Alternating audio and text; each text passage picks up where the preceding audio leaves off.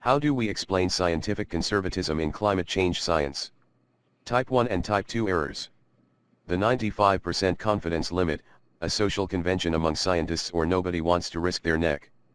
As the new climate change threatens life on land, sea, and air, some of us question how humanity allowed itself to create the conditions to end civilization as we know it. Here is one explanation. Dr. James Hansen has commented repeatedly that one of the problems with climate change-related science is the reticence, synonyms: reserve, introversion, restraint, inhibition, diffidence, shyness, modesty, distance, undemonstrativeness, uncommunicativeness, unresponsiveness, quietness, of climate change researchers. Reticence is common among scientific researchers, history shows us. From Naomi Orsk's and Eric Conway's The Collapse of Western Civilization.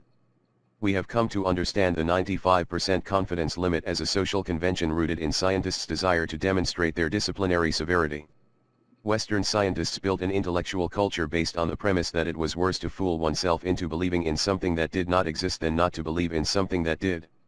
Scientists referred to these positions, respectively, as Type I and Type 2 errors, and established protocols designed to avoid Type I errors at almost all costs. One scientist wrote, "A Type I error is often considered to be more serious, and therefore more important to avoid, than a Type 2 error." Another claimed that Type 2 errors were not errors at all, just missed opportunities. So while the pattern of weather events was clearly changing, many scientists insisted that these events could not yet be attributed with certainty to anthropogenic climate change.